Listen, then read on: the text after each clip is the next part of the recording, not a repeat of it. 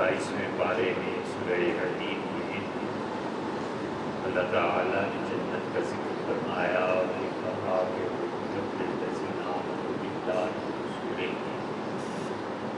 در حقیقت جنت اللہ نے لوگوں کے لیے بنائی ہے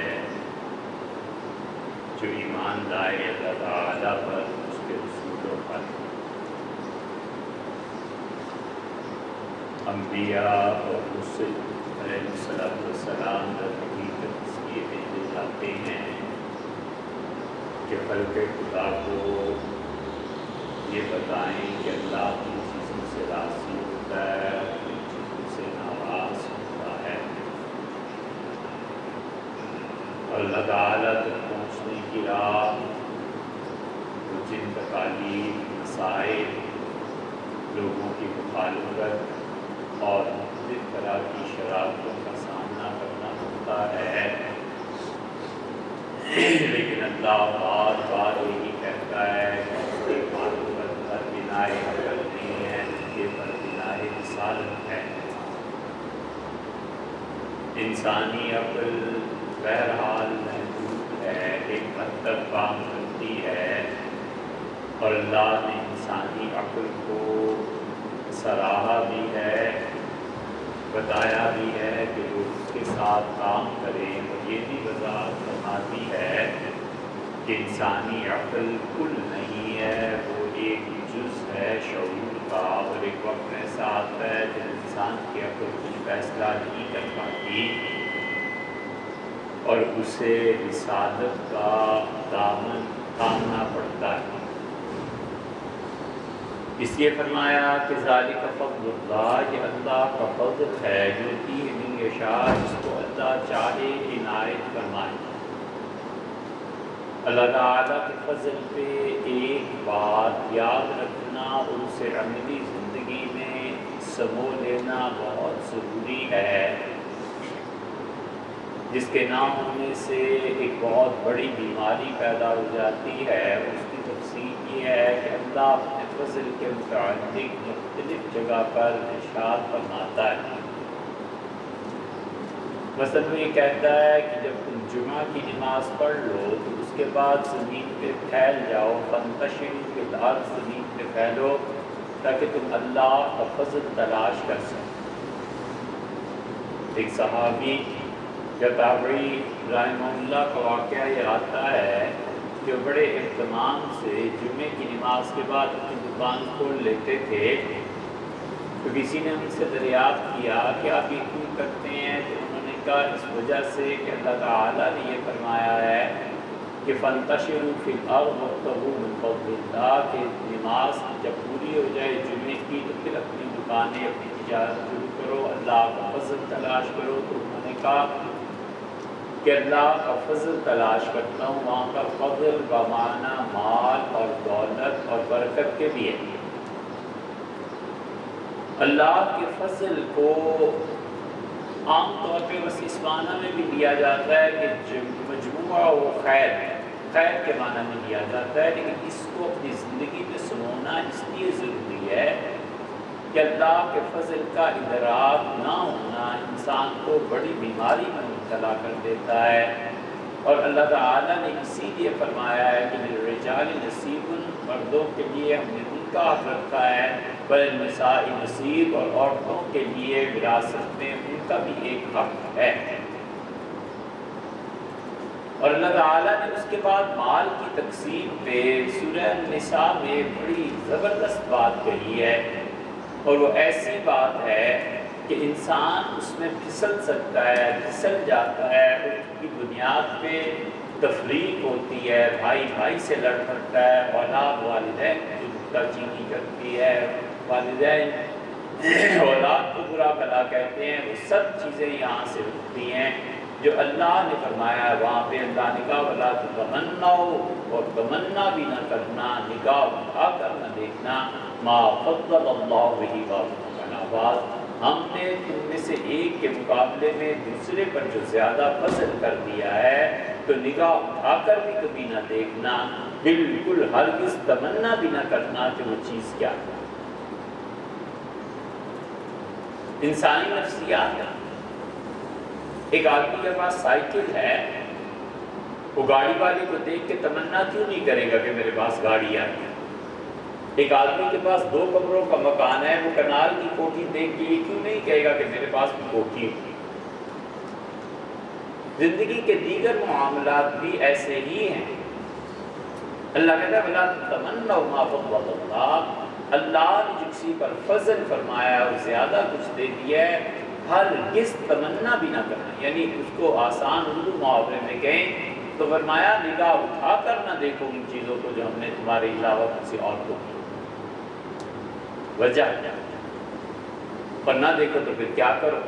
دونوں چیزوں کا اللہ نے فرما دیا۔ اللہ تعالیٰ نے بتایا کہ جب تم لوگوں کو اس نظر سے دیکھنے لگو گے تو تم میں حسرت بھی پیدا ہوگی اور حسد بھی پیدا ہوگی۔ حسرت ہوگی کہ کاش میں بھی ایسی، کاش یہ چیزیں میرے پاس ہوں۔ خدا نے قارون کے متعلق کہا کہ وہ اپنی قوم کے پاس آیا اور وہ دن ان کا ایسا تھا جو بڑا دن تھا، جیسے عید ہوتی ہے، جیسے کوئی قومی تہوار ہوتا ہے، اس دن وہ آیا تھا اور اس کے خزانے دیکھ کے لوگ حیران رہ گئے اور انہوں نے کہا یا لیت لنا اوتی مثل ما اوتی قارون، اللہ کاش تو ہمیں بھی اتنی دولت دے دیتا جتنی تم نے قارون کو دی ہے۔ اور جب اس کا انجام ہوا اگلے دن تو لوگوں نے صاف کہا کہ اے پروردگار کی کب تمنا ہم نے کی تھی، تیری پناہ مانگتے ہیں، اس کا انجام یہ ہے کہ زمین میں دھنسا دیا جائے، پیسے والا تو ہم تیری پناہ مانگتے ہیں۔ اس لیے منع کیا گیا ہے اور فرمایا کہ مت ایسی چیزوں میں پڑو، کیونکہ اس کا الٹا ہو جانا یہ ہے کہ حسد پیدا ہو جائے۔ اب جب حسد پیدا ہوگا تو آدمی کیا کرے گا؟ اس کا کچھ بگاڑ نہیں سکتا، اس لیے کہ اللہ کی تقسیم ہے۔ نتیجہ یہ کہ اس حسد کی بنا پر اس شخصیت کے کمزور پہلو دیکھنے لگے۔ ہر آدمی میں کمزوریاں ہوتی، وہ اس کی کمزوری کو ہائی لائٹ کرے، بدلہ لے گا نفسیاتی طور پہ، انتقام لے گا کہ اس کے پاس پیسہ ہے، دیکھو جی یہ کیسا ہے، اس کی شکل و صورت ہے، اس کے گھر والے، اس کا فلاں یہ سارے معائب گننا شروع کر دے گا اور بنیاد اس حسد کی کچھ نہیں ہے سوائے اس کے گھر پیسہ اس سے بھی مل جائے سب۔ اس لیے اللہ نے مذمت کی اور اللہ نے آخری چیزیں، آپ غور فرمائیے، جن سے انسان کو کہا ہے کہ پناہ مانگو من شر حاسد اذا حسد، قرآن پورا جا کر اس کو ہوتا ہے کہ حسد سے اللہ کی پناہ۔ اب انسان سوچتا ہے کہ اگر مجھے حسد نہ ہو پھر میں کیا کروں؟ اللہ نے مان بعد اس کا فوراً جواب دیا ہے اس بات کا۔ اللہ تعالیٰ نے وَاسْأَلُ اللَّهَ مِن فَضْلِهِ، اللہ سے فضل کی دعا مانگا کرو، حسد کی بجائے دوسروں کو دیکھنے کی بجائے ہم سے مانگا کرو کہ ہم اپنا فضل تم پہ فرمائیں۔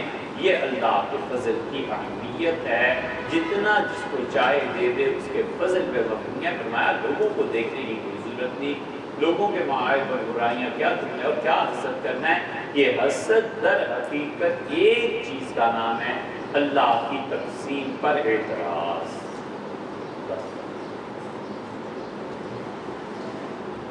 شریف اولاد ماں باپ کی تقسیم پہ اعتراض نہیں کرتی، پتہ ہوتا ہے کہ والد نے فلاں بھائی کو، فلاں بہن کو، فلاں کو زیادہ حصہ دے دیا، ان کی عنایات زیادہ ہیں۔ کوئی پوچھتا ہے تو کہتا ہے یار کیا کریں، والد صاحب سے کیا کہیں، کون بولے، چپ کر جاتا ہے۔ اللہ کے فضل پہ اعتراض یہ ہے حسد، اس سے پیدا ہوتا ہے۔ منع فرما کہا نہیں، لوگوں کو دیکھنے کی کوئی ضرورت نہیں ہے۔ وَاسْأَلُ اللَّهَ مِن فَضْلِهِ، اللہ سے مانگو، اللہ سے مانگو تم پہ بھی فضل فرمائے جیسا کہ اس نے اور لوگوں پر فضل فرما دیا۔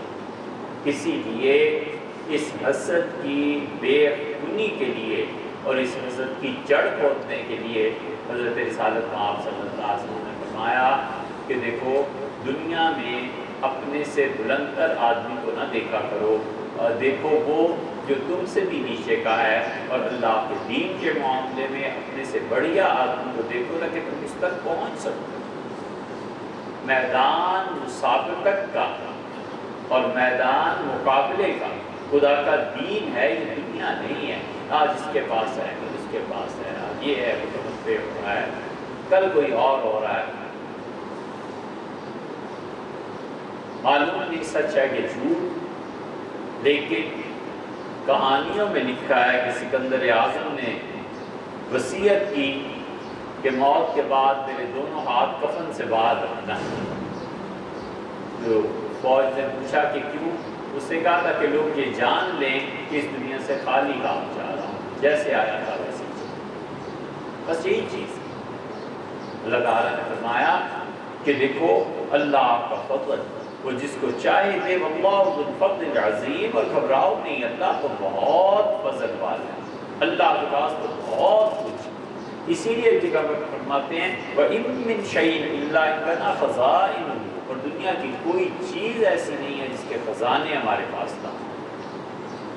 جس تھوڑی سی زمین، گاڑی، کار، یہ وہ جس کے لیے تم کہتے ہو، تم تو ایک کے لیے کہتے ہو، ہمارے پاس تو اس چیز کے خزانے موجود ہیں۔ جو چیز تم کہتے ہو وہ تو ان لمیٹڈ ہمارے پاس، اللہ کے پاس موجود ہونا وہ تو ویسے بھی سمجھ میں آتا ہے۔ وجہ اس کی یہ کہ وہ تخلیق کرتا ہے، بناتا ہے۔ سائنٹسٹ کہتے ہیں کتنے ہی سیارے ٹوٹتے ہیں، بکھر جاتے ہیں، جا کے دوسروں میں ضم ہو جاتے ہیں۔ ہر وقت ہر لمحہ اس کائنات میں یہ تغیرات آ رہے ہیں۔ اللہ تعالیٰ فرماتے ہیں وَإِنَّا لَمُوسِعُونَ، اور ہم اس کائنات کو پھیلانے والے ہیں، وسعت دینے والے ہیں۔ ایک پلاٹ کا آدمی سوچتا ہے اور پروردگار عالم اس ساری کائنات کا مالک۔ بھلا بتاؤ وہ کائنات جو پیمائشی سے باہر ہو جائے، اللہ اس کا مالک ہے، اس کو تخلیق فرما رہا ہے۔ اس سے کہتا ہے میرے پاس بہت فضل ہے، مجھ سے مانگو۔ اور تم زندگی کی اس حقیقت کو یاد رکھو، ما اصاب من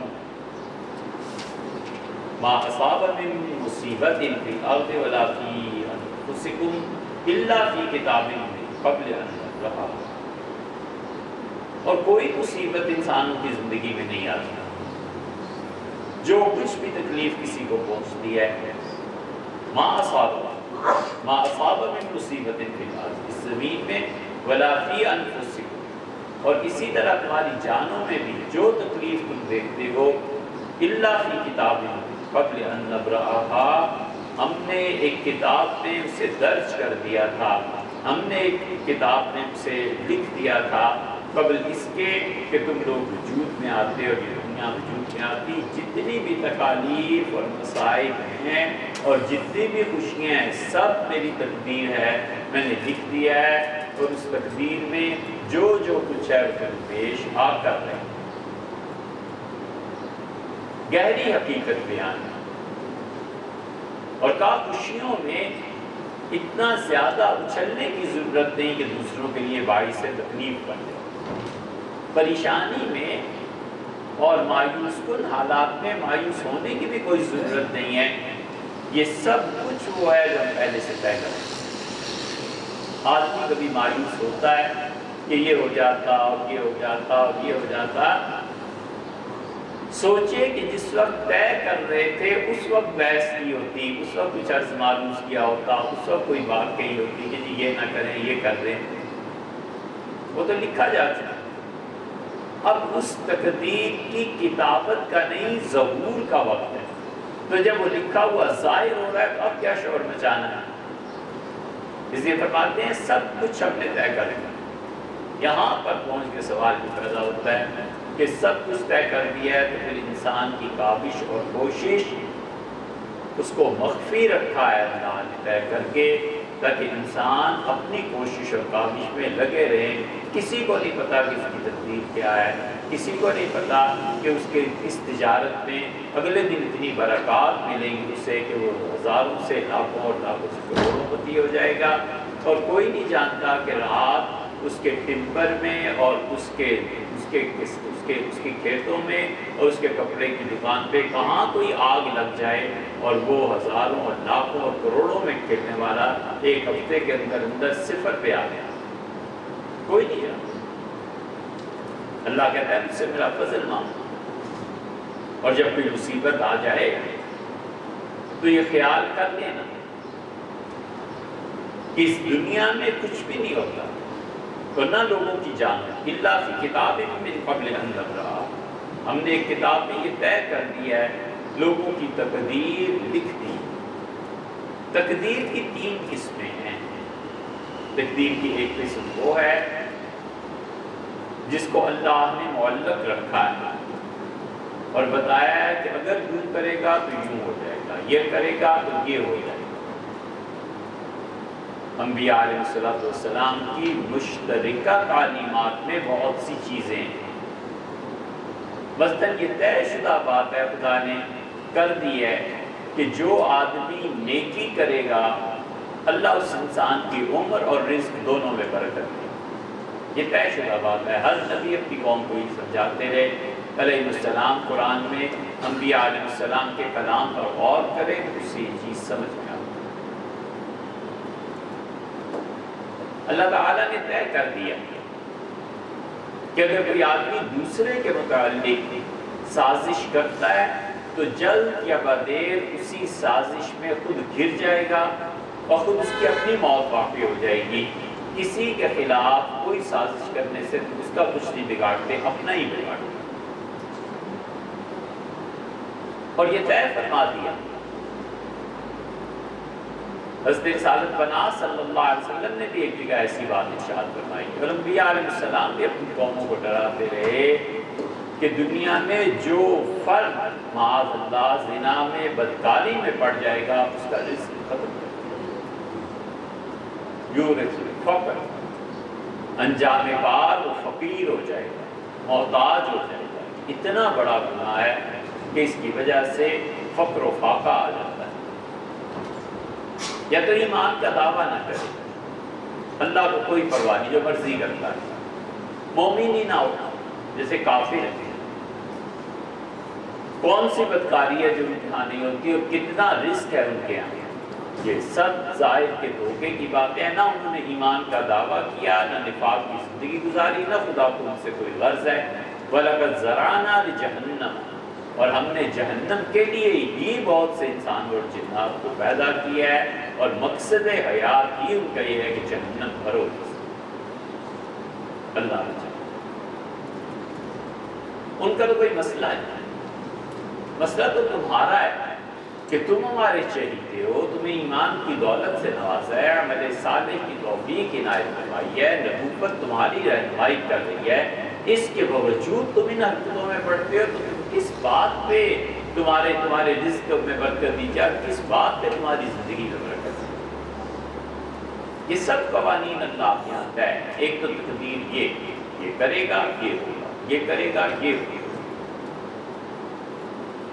اسی لیے حضور اکرم صلی اللہ علیہ وسلم نے منع فرمایا ہے غفلت سے، کہ فرد یا قوم جب غافل ہوگی، جو شخص بھی دو لفظوں کی بات ہے کہ اپنے عمل کے نتیجے پر غور نہیں کرتا، مارا جاتا۔ پتہ ہونا چاہیے کہ یہ عمل کر رہا ہوں، اس کا نتیجہ یہ نکلے۔ کانٹوں کے بیج لگا رہا ہوں، ہو نہیں سکتا کہ اس میں پھول اگے، کانٹے ہی کچھ کر لے۔ کڑوا درخت لگایا ہے، بادام کڑوا تھا، اس کا درخت لگا دیا، اب بیٹھا رہے ساری زندگی، اگر شیرہ اور شربت بھی لاتا ہے تو بادام کڑوا درخت ہے، کڑوے کچھ نہیں۔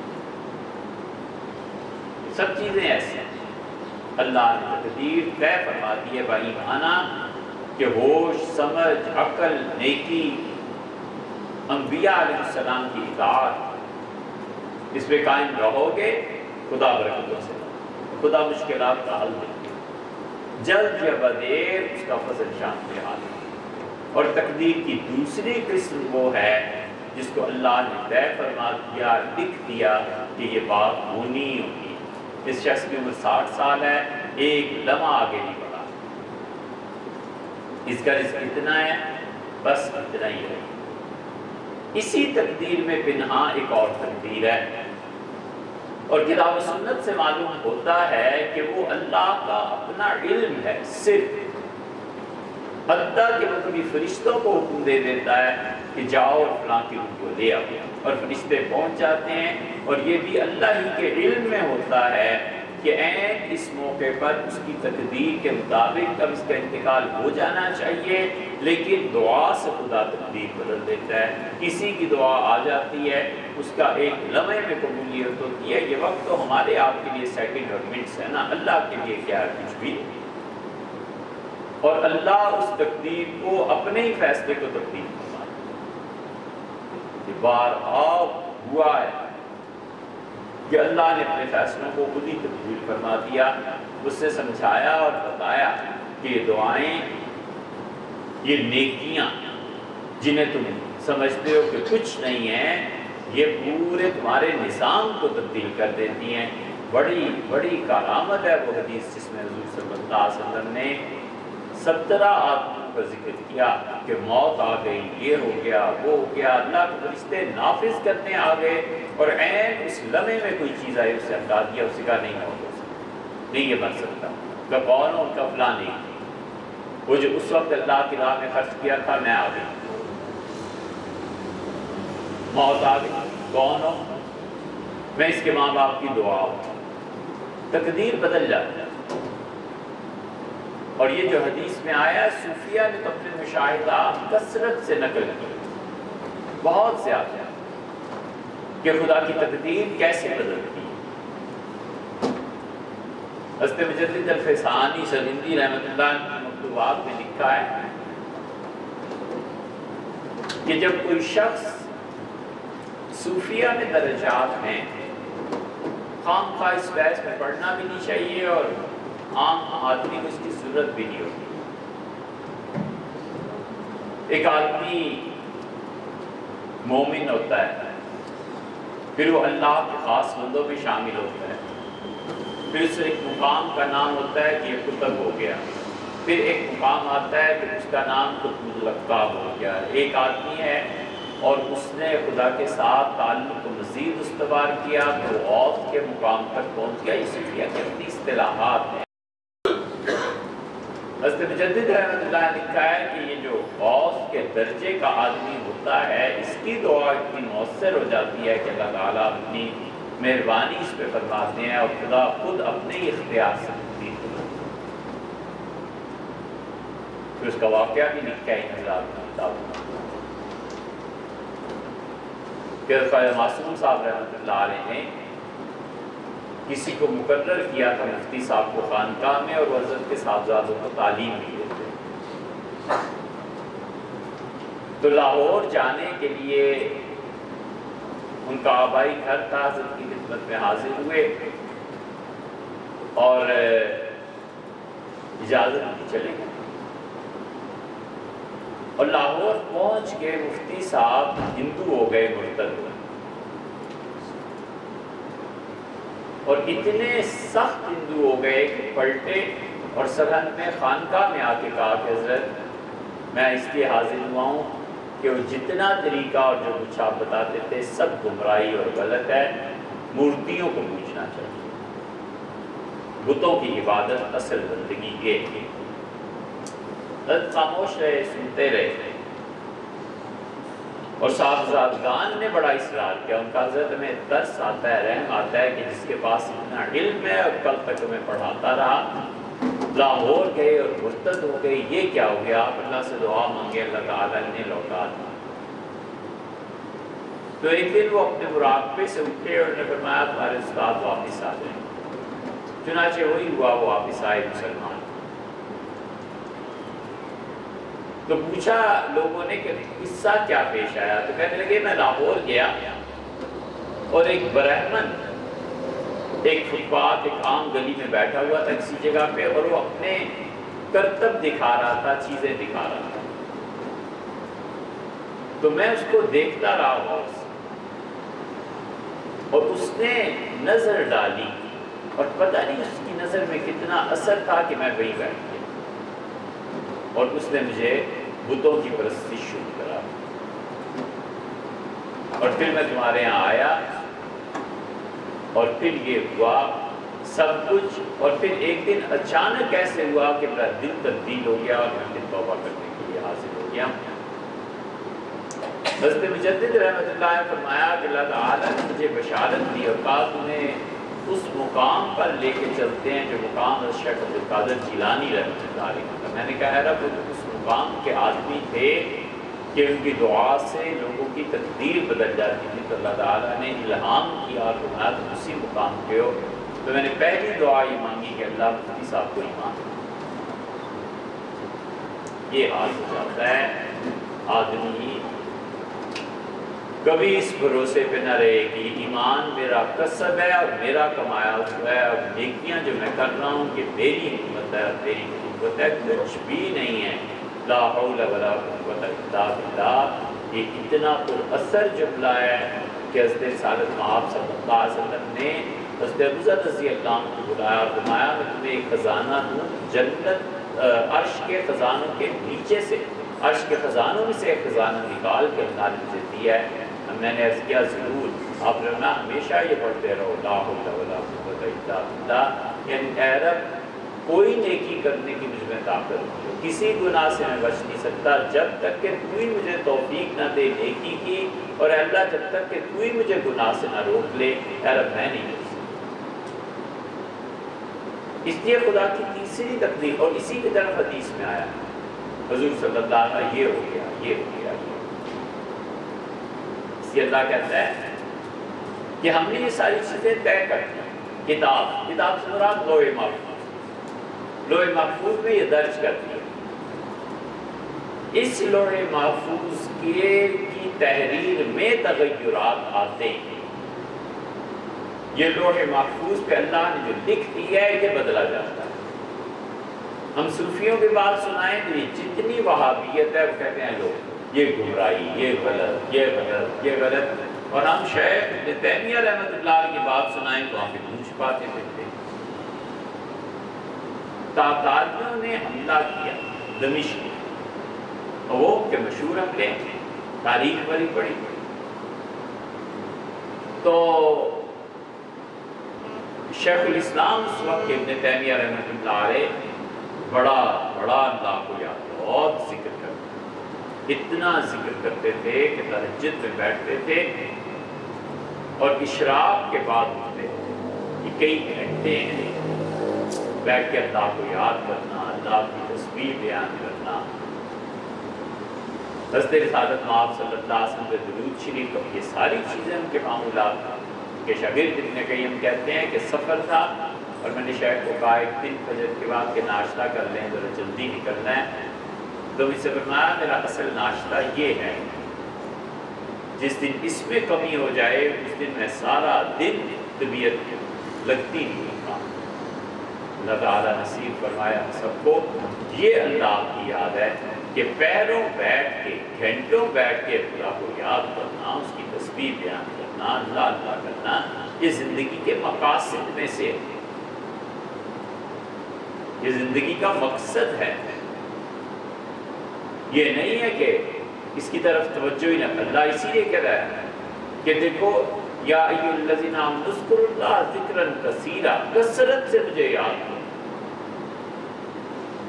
قیاما وقعودا، میرے بندے تو ہیں جو کھڑے ہوتے ہیں تو بھی میرا ذکر کرتے ہیں۔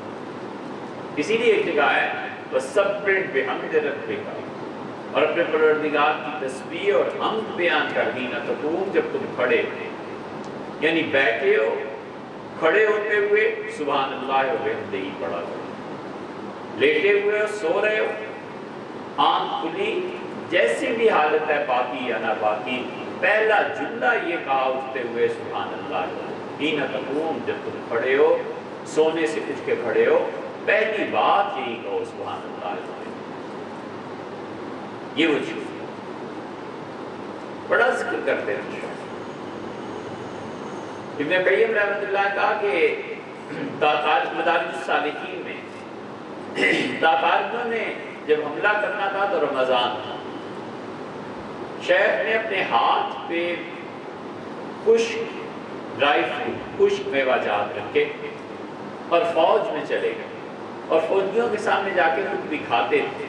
کہتے تھے رسول اللہ صلی اللہ علیہ وسلم نے 17 رمضان کو بدر ہوئی تھی، روزہ نہیں رکھا تاکہ کہیں ایسے نہ ہو کہ قوت میں کمی آ جائے، تو اس لیے کھاؤ، اللہ نے اس کی اجازت دی ہے، پیاس ہے تو پیو.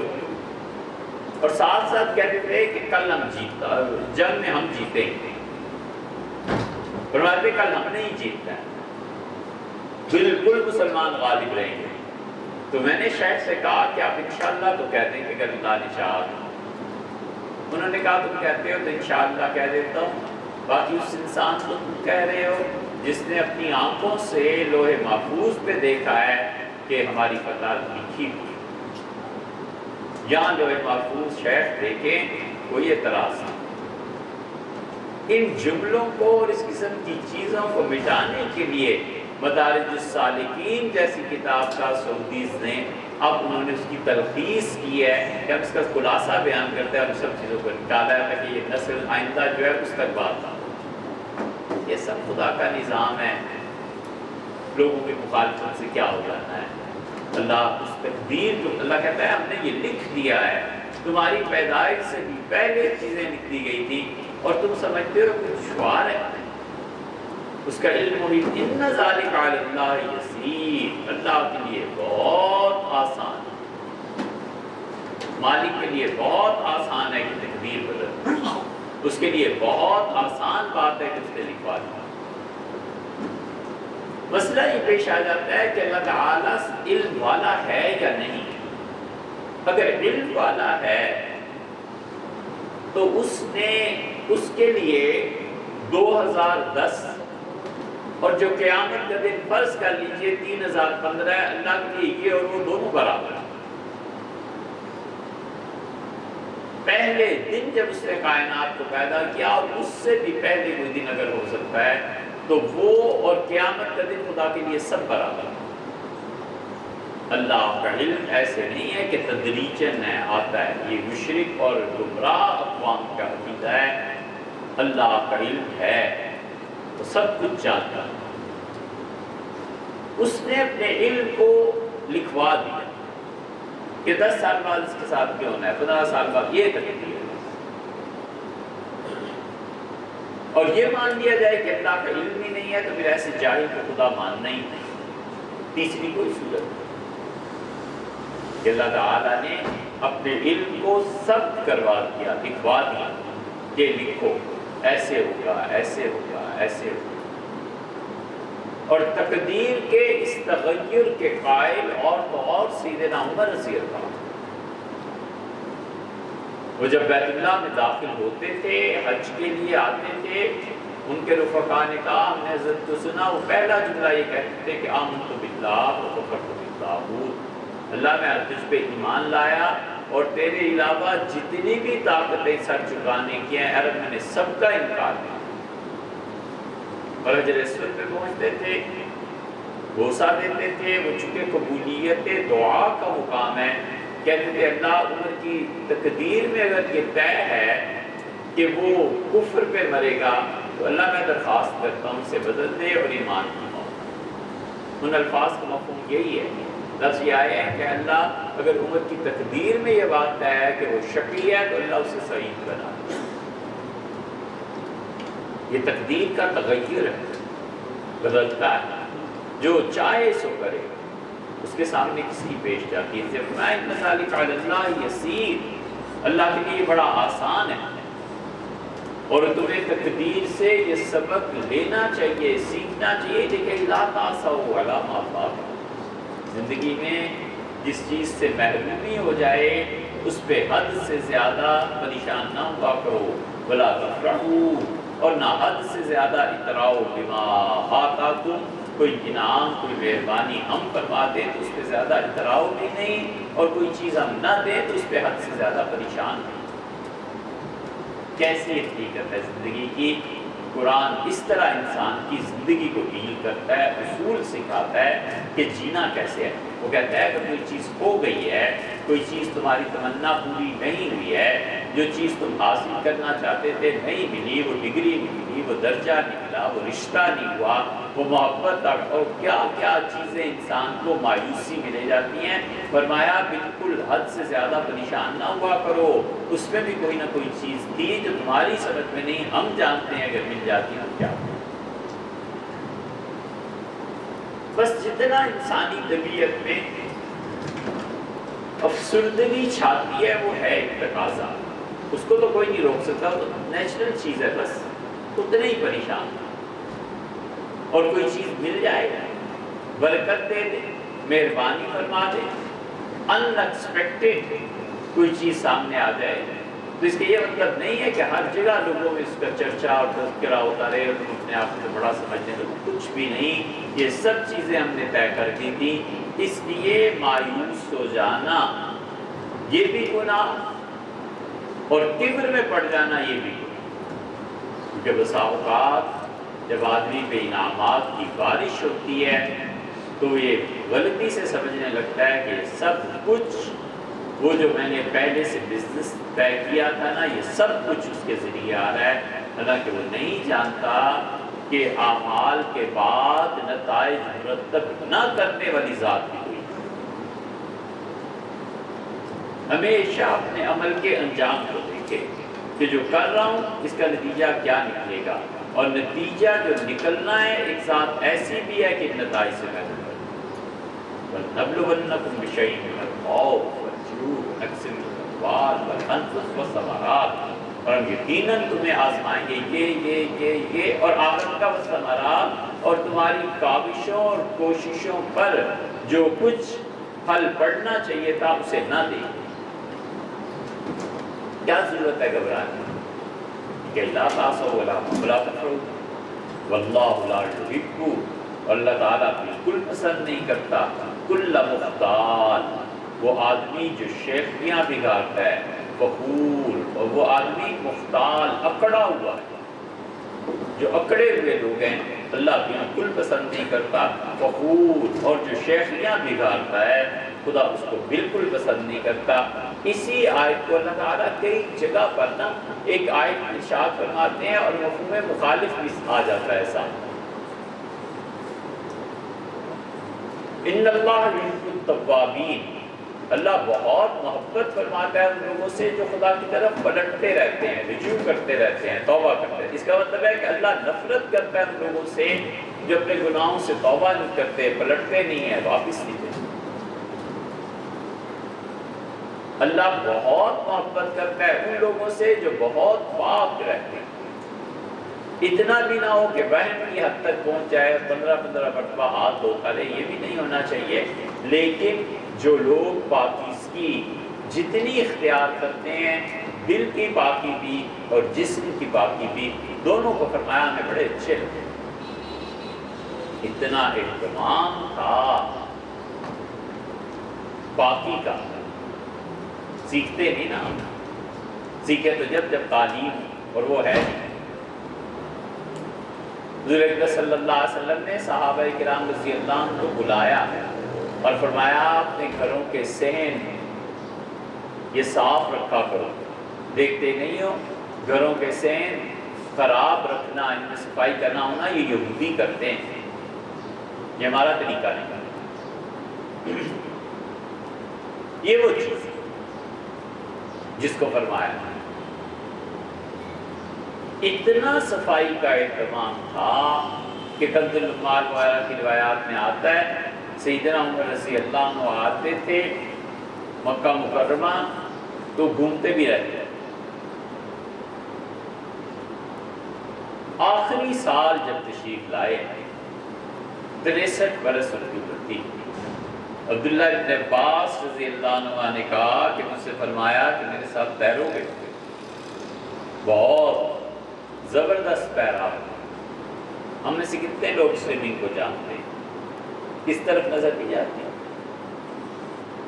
حضور صلی اللہ علیہ وسلم تیرتے تھے، ایک دن سیدنا ابوبکر رضی اللہ عنہ کہا کہ میرے ساتھ مقابلہ کرو تیرنے، بس ابوبکر رضی اللہ عنہ کہتے ہیں میرے دیکھتے دیکھتے حضور صلی اللہ علیہ وسلم پانی میں آگے چلے گئے اور میں نے پھر جا کر رسول اللہ صلی اللہ علیہ وسلم کا پاؤں پکڑ لیا،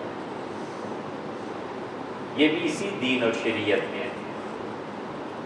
63 سال کی عمر اور ساری ذمہ داریاں، اور سیدنا عمر رضی اللہ عنہ کا یعنی جسمانی انحطاط آدمی میں آ ہی جاتا ہے، جتنی عمر بڑھتی ہے کوئی پہلے جیسی بات تھوڑی ہی رہتی ہے، کبھی کبھی بھول جاتے ہیں کہ رکعتیں کتنی پڑھی ہیں، تو ایک آدمی ساتھ کھڑا رہتا ہے، وہ تلقین نہیں کرتا تھا، تذکیر کرتا تھا، یاد دلاتا تھا کہ حضرت تیسری رکعت پہ بیٹھ گئے، اب حضرت رکعتیں پوری ہو گئی۔ آخری سال آئے وہاں پہ عبداللہ بن عباس رضی اللہ عنہ کتنے تھے؟ رسول اللہ صلی اللہ علیہ وسلم کے انتقال کے وقت ابن عباس کی عمر کوئی 13 برس تھی، کہتے تھے میں بالغ ہو گیا تھا، رسول اللہ صلی اللہ علیہ وسلم کی حیات میں کے بعد نہیں، 2 برس اور لگا لیں، سیدنا ابوبکر رضی اللہ عنہ کے خلافت کے 15 ہو گئے، 10 سال عمر رضی اللہ عنہ 25 سال بالکل جوان، کڑیل جوان۔ فرماتے ہیں کہ میں حضرت کے ساتھ ہی تھا اور سفر میں وضو کرا رہا تھا عمر رضی اللہ عنہ، میں نے کہا مجھے ایک بات پوچھنی ہے، فرمایا پوچھو، میں نے کہا آپ کے روب کی وجہ سے میں بات کر نہیں پاتا، فرمایا مجھ سے کیا روب ہے کہو، میں نے کہا مجھے رسول اللہ صلی اللہ علیہ وسلم کی 2 بیویاں ہیں جن کا تذکرہ سورہ تحریم میں آیا، وہ کون تھی؟ تو انہوں نے بڑے تعجب سے نگاہ اٹھا کے مجھے دیکھا اور کہا کہ عبداللہ تمہیں اتنا بھی معلوم نہیں، عباس کا بیٹا اتنا بھی نہیں جانتا؟ پھر بہت قصہ سنایا۔ آخری سال جب پہنچے تو عبداللہ بن عباس رضی اللہ عنہ کہتے ہیں حالت احرام میں تھے اور مجھ سے فرمایا میرے ساتھ تیرو گے؟ میں نے کہا تیرتے۔ فرمایا مشکل ترین چیز انڈر دا واٹر یہ جو سوئمنگ ہے، فرمایا چلو پانی میں چلتے ہیں، تیرتے ہیں اور دیکھتے ہیں تم یا میں کون زیادہ اپنا سانس پانی میں روک سکتے ہیں، سٹیمنا کتنا۔ یہ بھی بہت سے ہمارے بچے ان احادیث کو نہیں جانتے، کوئی نہیں سکھاتا، اس لیے وہ جو اترانا ہے اللہ تعالیٰ نے اس پہ کہا کہ واللہ لا یحب، اللہ پسند نہیں کرتا، یعنی اللہ برا مانتا۔ ایسے ہی قرآن کی یہ آیت ہے متطہرین، اللہ پسند کرتا ہے ان لوگوں کو جو بہت پاک رہتے ہیں۔ صورتحال یہ تھی کہ عمر رضی اللہ عنہ آئے اور ایک گلی میں تنکے پڑے ہوئے دیکھے، یہ ہماری تہذیب، یہ اس وقت کی تہذیب ہے جب دنیا میں کہیں تہذیب کا وجود نہیں تھا۔ فرمایا یہ جس کی حویلی ہے، پتہ چلا اس نے ابو سفیان رضی اللہ عنہ دروازہ کھٹکھٹایا، ابو سفیان آئے، فرمایا ابو سفیان یہ تنکے کیوں گلی میں پڑے ہوئے ہیں، یہ کیا ہے؟ انہوں نے کہا حضرت جو صفائی کرنے والا ہے نہیں آیا کرا۔ اگلے دن آئے، پھر ایسا ہے، تیسرے دن آئے تو ابو سفیان رضی اللہ عنہ اور ان کی بیوی دونوں آ گئے، تو عمر رضی اللہ عنہ نے درہ مارا ابو سفیان اور کہا یہ میں کیا گندگی دیکھ رہا ہوں تمہاری حویلی کے باہر، یہ کیا کر کے باہر پڑا ہوا۔ ان کی اہلیہ نے کہا حضرت ہند رضی اللہ عنہ نے، انہوں نے کہا عمر اس آدمی کو مار رہے ہو جس کے پاؤں میں کانٹا چبھ جاتا تھا تو پورا مکہ جمع ہو جاتا تھا، یہ اتنا بڑا آدمی۔ سیدنا عمر رضی اللہ عنہ آگے چلے گئے، میں وقت کی بات ہے، وہ بھی وقت تھا اور یہ بھی وقت، اسی وقت میں وہ ایسے تھے، اب وقت اور آگے۔ یہ وہ چیز طہارت یہاں فرمایا ہے، ہمیں بالکل وہ آدمی اچھا نہیں لگتا، یعنی برا لگتا ہے، مختال جو اکڑا ہوا چلتا ہے۔ ایک ہے صحت، ریڑھ کی ہڈی مضبوط، چلنے میں لچک، یہ وہ اور چیز ہے۔ ایک ہے معاذ اللہ کبر کی وجہ سے جو گردن اٹھا کے چلتے ہیں، سریا پڑ جاتا ہے گردنوں، اور ہر چیز حقارت کی نظر سے وہ دیکھتے ہی پتہ چل جاتا ہے کہ صاحب کس ہوا میں اڑ رہے ہیں۔ اللہ کہتا ہے مجھے بڑا ہی ناپسند ہے ایسا انسان جو اس طرح سے چلے، اس طرح کا آدمی اکڑا ہوا، فخور، شیخیاں بگاڑنے والا، یہ ہو گیا وہ ہو گیا، اور جھوٹے دعوے۔ زندگی بھر وہ کام نہ کرے جو اللہ کو پسند نہیں ہے، اور ان میں سے ایک کام خدا نے صراحتاً کہا ہے، لِمَ تَقُولُونَ مَا لَا تَفْعَلُونَ، تم کیوں وہ بات کرتے ہو، کہتے ہو جو کرتے نہیں، کیوں وہ بات کہتے ہو جو تم نے کرنی نہیں؟ کبر مقتا عند اللہ، اللہ کو بڑا ہی غصہ آتا ہے اس چیز پہ، ان تقولوا ما لا تفعلون، کہ تم وہ دعوے کرو جو تم نے کرنے ہیں۔ دعویٰ کر دیا کہ یہ کام کروں گا، اب دوسرے لوگ مخلوق خدا اس کے انتظار میں ہے کہ کام ہوگا، بیٹا بنا کے دوں گا، جب پتہ ہے کہ اتنی استطاعت اور طاقت نہیں ہے، کیوں اس بیچاری کو کہتے ہو؟ وہ ذہنی پریشانی میں مبتلا ہوئی نا، بار بار وہ کہے گی کہ والد نے یہ وعدہ کیا تھا، ابا نے فلانے نے یہ کہا، دوستوں میں ہر جگہ۔ اللہ کہتا ہے کبر مقتا عند اللہ، اللہ کو بڑی ہی بری یہ بات لگتی ہے، ان تقولوا، کہ تم زبان سے کہہ دو اور کرو گے۔ یہ عمر بھر کا اصول ہے کہ آدمی اپنی زبان سے نکلے ہوئے الفاظ کا پاس رکھے۔ یہ بڑی ہمت اور دل گردے کی بات کہ جو زبان سے کہا ہے اس کو پورا کرنا ہے، جو کچھ کہا ہے اس کو نبھانا ہے، کہیں کیوں پہ اس میں بڑے ہی، اس لیے فخور یہ اسی کا ایک پہلو ہے کہ بلند و بانگ دعوے، یہ چیزیں وزیر اعظم بنتے ہی اعلان کہ ہم 10 لاکھ گھر غریبوں کے لیے بنوائیں گے۔ یہ گیلانی صاحب نے ایک مرتبہ اعلان کیا تو ان کے کئی لوگوں سے ہم نے کہا کہ کب شروع ہو رہا ہے یہ پلان؟ ہمیں معلوم تھا، سب آپ بھی جانتے ہیں 10 لاکھ گھر کون بناتا ہے اور کس کے گھر بنتے ہیں؟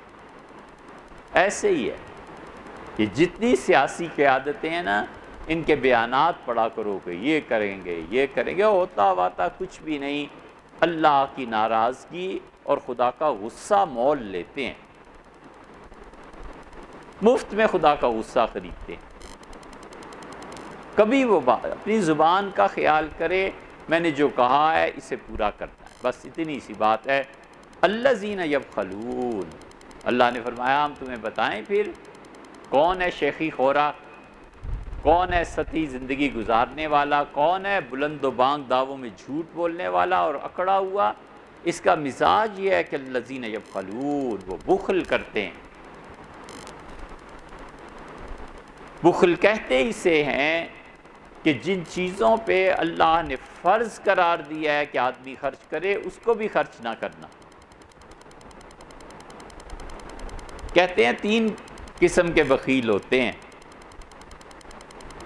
ایک بخیل ہوتا ہے جو مال خرچ نہ کرے، اور دوسرا بخیل ہوتا ہے جو اپنا مال دوسروں پہ خرچ نہ کرے، مثلا خاندان میں خرچ نہیں کرتا، کچھ نہیں کرتا، یہ تو چلو ایک بخیل ہوا۔ دوسرا وہ ہے جو دوستوں پہ، غیر رشتہ داروں پہ بھی خرچ نہیں کرتا، اور تیسرا آخری درجے کا بخیل وہ ہے جو اپنا مال خود اپنے پہ نہ خرچ کرے۔ کہتے ہیں یہ بخل کی تیسری قسم ہے کہ خدا نے سب کچھ دیا ہوا ہے، اس کے باوجود اپنا مال اپنے پہ خرچ نہیں کرتا۔ بچوں کی کہانیوں میں لکھا ہے کہ مہمان آ گیا، باپ بیٹا دونوں ایک درجے کے بخیل تھے، اور اتنا پرانا دوست آ گیا، اب کیا کرے؟ اس نے کہا کہ بیٹے ہمارے بہت قدیم دوست آئے ہیں، گلے ملے، بٹھایا، کہا بچے جا اور گوشت لے کے آیا، آج گوشت پکاتے ہیں، میرے دوست کی خاطر تواضع عزت ہونی چاہیے۔ بچے نے کپڑا لیا اور پیسے لیے باپ سے اور چل پڑا۔ یا اللہ صبح کو آیا، پھر سورج ڈھلا، پھر دوپہر ہو گئی، پھر سپہر ہو گئی، وہ بچہ ہی نہیں آ کے دے رہا۔ کھٹکا دروازہ، بچے کو دیکھ کے باپ آگ بگولا، بن گیا۔ اس نے کہا ہو نہیں گیا، بن گیا۔ اس نے کہا کمبخت صبح سے تیرا انتظار ہے، دوست میرا بھوک کی وجہ سے، تو کدھر گیا ہوا تھا؟ اور یہ پانی کیا اٹھا لایا؟ اس نے کہا ابا میں گیا تھا گوشت لینے، آپ نے فرمایا تھا نا کہ فلاں دکان پہ بڑا اچھا گوشت ہے، تو اس نے کہا واہ بیٹے تجھے گوشت دوں گا، گوشت کیا ہوگا، یقین مان بالکل مکھن کی طرح۔ تو میں نے سوچا جب گوشت مکھن ہی جیسا ملے گا تو کیوں نہ براہ راست مکھن ہی لے لوں، فلاں گاؤں میں مکھن بڑا اچھا ملتا ہے، میں وہاں چلا گیا۔ میں نے اس بی بی سے کہا دہی بلو رہی تھی، میں نے کہا مکھن ہے، اس نے کہا کہاں سے آئے ہو، اس نے کہا فلاں جگہ سے، تو ابا کہنے لگی فلاں بخیل کے بیٹے ہو، میں نے کہا مت ایسی بات کر اماں مجھے مکھن چاہیے، اس نے کہا بیٹے مکھن کیا دوں گی، شہد کی طرح چاٹے گا، اتنی زبردست چیز ہے۔ تو میں نے سوچا کہ کیوں نہ براہ راست شہد ہی لے لوں، مکھن کو کیا کروں گا، تو تیسرے گاؤں چلا گیا۔ اسے پوچھا کہاں سے، میں نے کہا فلاں گاؤں سے، کہنے لگا او تمہارے گاؤں میں ایک چشمہ ہے پانی کا، بڑا زبردست پانی ہے، ایسا ہاضم اور ایسا سبک کہ ذرا منہ میں رکھیں اور حلق سے اترا۔ میں نے کہا وہ چشمہ اللہ نے ہمیں ہی دیا ہے۔ اس نے کہا زبردست شہد دوں گا، اتنا اچھا شہد جیسے تیرے گاؤں کا پانی ہے۔ تو ابا میں نے سوچا کہ گاؤں کا پانی ہی لانا ہے تو شاید کیا خریدنا ہے، میں پانی لے کے آ گیا ہوں، لے اپنے دوست کو پلا دے چچا کو۔ اس نے کہا وہ کمبخت، یہ نہیں سوچا کہ اتنا زیادہ جو جنگل اور یہ سارے فاصلے اور گاؤں گاؤں گھومتا رہا ہے، جوتوں کا کیا بنا، جوتے گھس کے ہو گئے۔ اس کا ابا بے فکر ہے، تیرے دوست کے جوتے ہی پہن کے گیا تھا۔ تو یہ تیسرے درجے کے بخیل بھی ہوتے ہیں کہ اپنا مال اپنے بھی خرچ نہیں کرتے۔ یار اللہ نے دیا ہے اپنے پہ تو لگاؤ نا۔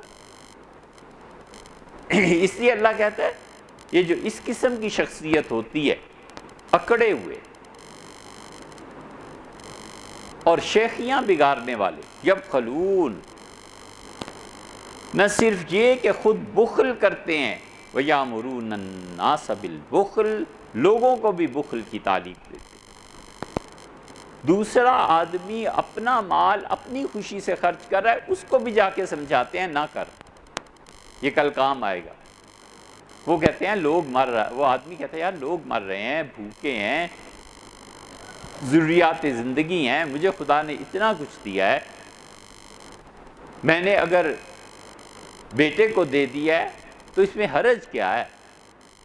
بیٹیاں کہتے ہیں کہ ابا اس پہ کیوں خرچ کیا ہے، اس طرح مال ضائع کرتے ہو۔ شوہر ہے، بیوی کہتی ہے کہ یہ سب مال برباد کرنے والی بات ہے، کیوں اس کو اتنا آپ نے دے دیا، مجھے دیں، میں جانتی ہوں کیسے خرچ کرنا ہے۔ وَيَأْمُرُونَ النَّاسَ بِالْبُخْلِ، اللہ نے فرمایا صرف خود ہی بخیل نہیں ہوتے، لوگوں کو بخل سکھاتے بھی ہیں۔ اسی لیے آدمی اللہ کی راہ میں خرچ کرتا ہے، سوچ سمجھ کے خرچ کرنا چاہیے، اپنی ضروریات کو دیکھنا چاہیے، ہاتھ نہ پھیلانا پڑے، قرض نہ لینا پڑے، یہ سب چیزیں درست ہیں۔ مگر جب یہ ساری چیزیں سوچ کے بھی سمجھ میں آئے نا کہ میرے پاس کچھ چیزیں فالتو ہیں، میرا ہمسایہ ہے، فلاں بھائی ہے، اس کی اولاد ہے، بہن ہے، فلاں جگہ ہے، ان پہ میں خرچ کروں تو پھر بخل کیسا ہے؟ اسی لیے رسول اللہ صلی اللہ علیہ وسلم سے پوچھا گیا کہ اللہ کے رسول سب سے اچھے خرچ کرنے کی جگہ کیا ہے؟ آپ نے فرمایا تمہاری بیٹی یا بہن جب وہ بیوہ ہو جائے یا طلاق ہو جائے اور گھر واپس آ جائے اس پہ خرچ کرو۔ فرمایا یہ سب سے اچھی چیز ہے، کیونکہ مال خرچ کیے بغیر تحریکات کامیاب نہیں ہوتی، پیسہ خرچ کیے بغیر کوئی چیز بنتی نہیں۔ اللہ انسانوں کو عالم اسباب میں رہنے کی تلقین کرتا ہے، کہیے تو قرآن سے اس کی مثالیں دے۔ اتنی چیز بڑی کر دی کہ بغیر باپ کے بیٹا عنایت فرما دیا۔ اللہ کے لیے کیا مشکل ہے اس بچی کو طاقت اور صحت عنایت فرمانا، لیکن فرمایا کہ عیسیٰ علیہ السلام کی پیدائش پہ کہ چلی جا اور جا کر کھجور کے درخت کے نیچے لیٹ جا، وَهُزِّي إِلَيْكِ بِجِذْعِ النَّخْلَةِ، کھجور کے درخت کو ذرا سا ہلانا، تساقط علیک رطبا جنیا، بہت اچھی پاکیزہ کھجوریں تم پہ گریں گی، اور چشمہ بھی ہے، پانی اور کھجوریں بھی ہیں، انہیں کھا اور اپنے بچے کو دیکھ کے سکھی رہے، خوش رہے۔ بیٹا بغیر باپ کے دے دیا اور کھجوریں بغیر درخت ہلائے نہیں دی. کہا کھجوروں کے لیے درخت ہلاؤ. یہ ہے عالم اسباب. خدا کہتا ہے خود کام کرو، عقل دی ہے نا، اسے استعمال کرو. اس عالم اسباب میں خود ہی کچھ کرو گے تو ہم بھی برکت دے دیں گے، کچھ نہ کرو اور اس نتیجے پہ اس چیز پہ بیٹھے رہو تو پھر کچھ نہیں ہوگا. اتنا زیادہ اس عالم اسباب کو رکھا ہے کہ سیدنا مسیح علیہ السلام کے متعلق آسمانوں سے آنے کی احادیث ہر جگہ آئی ہیں، اور رسول اللہ صلی اللہ علیہ وسلم نے بھی فرمایا کہ تم پھر سیڑھی لگا کے مسیح علیہ السلام کو چھت سے نیچے اتارو گے. اب کوئی پوچھے یا سوچے کہ ہزاروں میل کی پتہ نہیں کتنی مسافت ہوگی، وہاں سے فرشتے لے آئے اور چھت پہ چھوڑ گئے، یار 14 فٹ 12 فٹ نیچے لے آتے، اس میں کیا تھا صحن میں، یہ سیڑھی کیوں لگانی تھی؟ یہ سبق ہے کہ جہاں تمہارا عالم اسباب شروع ہوتا ہے وہاں تمہاری اپنی ذمہ داریاں جاؤ اور کام کرو. یہ سبق سکھایا. کتنی آیات ہیں جن میں یہی سبق ہے کہ انسان عالم اسباب پر غور کرے، اسباب کو دیکھے کہ کیا ہوگا. اس لیے مسلمانوں کو اب بھی اللہ نے اتنا کچھ دیا ہے، گھوم پھر کے دیکھ لیا، 30 کے قریب ممالک ہم نے جا کر دیکھے، کسی کو اتنا کچھ نہیں ملا جتنا اللہ نے اس امت کو دیا ہے. گیس اس امت کو دی، سونا اس امت کو دیا، ساحل اس امت کو دیے، پانی اس امت کو دیا، اور لوہے کی اور سونے کی کانیں اس امت کو دے دی، تیل دے. اللہ نے کیا کچھ نہیں دیا. لیکن وہی بات ہے کہ ان سب چیزوں کو اسباب میں صحیح استعمال نہ کرنا. دھمکیاں دیتے رہے امریکہ اور یورپ کو 40 سال پہلے. آج سے شاہ فیصل کی حکومت تھی، بھٹو تھے، کہ یورپ نے اگر یہ کیا تو یہ کر دیں گے، ہم پٹرول بند کر دیں گے. اور پھر وہ وقت آیا جب پٹرول بند ہوا، اور آپ تاریخ اٹھا کر دیکھیں کہ برطانیہ کی حکومت نے اعلان کر دیا کہ پٹرول نہیں ہے، لہٰذا آپ اپنی گاڑیوں میں پٹرول نہ بھروائیں. لوگوں نے گاڑیاں ہی نہیں نکالی. قوم کی تربیت ہوئی تھی نا، گاڑیاں ہی نہیں نکالی لوگوں نے.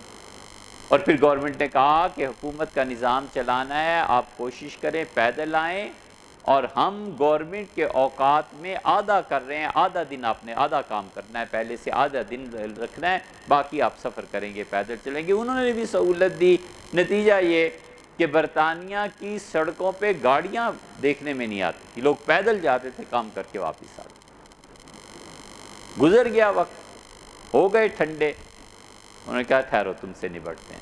40-50 سال کے دوران انہوں نے تیل کے ذخائر پر آ کر بیٹھ کے اور پٹرول کے اور قبضہ کر لیا. ان کا اب بولو ہم تمہیں پٹرول اور تیل کی سپلائی دیں یا نہ دیں. یہ ہوتی ہیں اقوام اور یہ ہوتی ہے اسٹریٹجی. ہم تیل بند، ہم یہ کر دیں. یہ چیزیں بڑے دماغ چاہتی ہیں، یہ چیزیں بڑا علم چاہتی ہیں، یہ چیزیں بہت جغرافیائی حدود کا تعین چاہتی ہیں کہ ہونے کیا چلا ہے. لیکن نہیں ہے. اللہ تعالیٰ فرماتے ہیں کہ لوگوں کو بخل کی تعلیم دیتے ہیں کہ بخل کرو. تو جب تک پیسہ خرچ نہیں کرو گے عالم اسباب میں، اس کے نتائج بھی نہیں برآمد ہوں گے. اس پیسے کی قلت کی وجہ سے ہمارے ہاں یونیورسٹیز قائم نہیں ہوتی. اور جن لوگوں کے پاس سرمایہ ہے، سیدھی سادی بات یہ ہے کہ ہمارے ہاں سرمایہ اور جہالت پلس جمع ہو گئے. اور یورپ کی ساری تاریخ کو اگر آپ اٹھا کے دیکھیں تو وہاں علم اور سرمایہ جمع ہو گئے تھے. سرمایہ کے ساتھ تعلیم مل گئی تھی. انہوں نے کہا بتاؤ، یہ کرو، یہ کرو، یہ مشینیں لاؤ، یہ چیزیں لاؤ. اور گوروں کو پیسہ چاہیے تھا اپنے اس ذہن کو استعمال کرنے کے لیے جس درجے میں وہ پہنچ گئے تھے. اور گوروں نے ہندوستان کا پیسہ، سرمایہ، یہاں کا سونا، چاندی، یہ سب چیزیں اپنے یہاں منتقل کی. پیسہ ادھر سے مل گیا، ذہن پہلے سے تیار تھا، اور وہ ترقی پھر ہر سال اور لمحہ ہوتی رہی. یہ ہے. اور بخل کرتے ہیں. ہمارے یہاں جہالت اور پیسہ جمع ہے. جہالت اور پیسہ ایسا جمع ہے کہ جس چیز سے 2 پیسے بچ سکتے ہیں وہ بھی بچا لیں، اور جو بیکار ہے اس کو کون پوچھتا ہے. اس سال رمضان میں یہاں اس ٹیبل پہ بارہا ایسے ہوا کہ ہم نے پین چھوڑ دیا، کاغذ چھوڑ دیے، قلم چھوڑ دیا، جان بوجھ کے بھی کہ اب کون اندر لے جائے، پھر جو آنا ہی ہے بیٹھ کے کچھ کام کرنا ہے. یقین مانیے ایک قلم جو چوری ہوا ہو، ایک صفحہ جو اٹھا کر لے گیا ہو، اتنے قیمتی پین. یو ایس اے سے ایک دوست نے بھجوایا، بڑا اچھا، بہت اچھا لکھنے والا. یہاں اور اس کے مقابلے میں واش رومز میں نیچے وضو کی جگہ پہ صابن رکھوائے اور 6 گھنٹے کے اندر اندر سارے صابن. ہم نے کہا کاٹ کے رکھ دو. کٹے ہوئے صابن بھی کسی نے نہیں چھوڑے، حتیٰ کہ جوتے جو رکھوائے تھے واش رومز میں جانے کے لیے وہ سارے لوگ لے گئے. ہم نے کہا یا اللہ یہ کیا ذہن ہے، پین کسی نے چوری نہیں کیا، کاغذ کسی نے نہیں چرائے، اور جو بالکل ردی بیکار جوتے تھے وہ بھی لوگ. یہ مجموعی مزاج ہے قوم کا. آپ کہیں غربت ہے، بالکل غربت. آپ کہیں ضروریات زندگی کو، بالکل یہ صحیح. لیکن یہ سب چیزیں بنیادی طور پہ اخلاقی تربیت کے فقدان سے تعلق رکھتی ہیں. اخلاقی تربیت نہیں. اور ہولناک صورتحال یہ ہے کہ اس میں اضافہ ہو رہا ہے. ہر سال 1 کروڑ 1.5 کروڑ بچے تعلیم سے محروم ہیں. پھر جرائم کی شرح اسی حساب سے بڑھے گی، پھر چوریوں کی شرح اسی حساب سے بڑھے گی. یہ سب کچھ ہوگا اور اس پہ غور کرنے کے لیے تیار نہیں ہے کہ ہم مسلمانوں کو کس طرف لے جا رہے ہیں.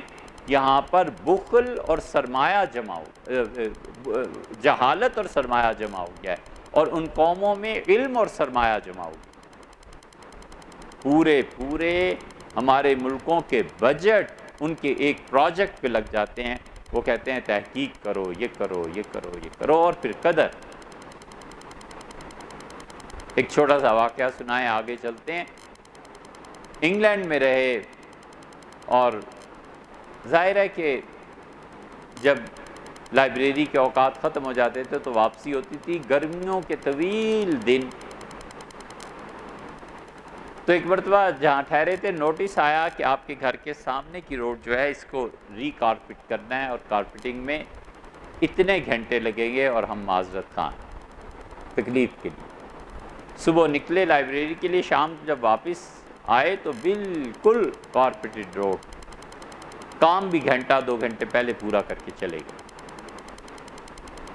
ایک جگہ واک کے لیے جاتے تھے تو وہاں ایک روڈ تھی، وہ نہیں بن رہی.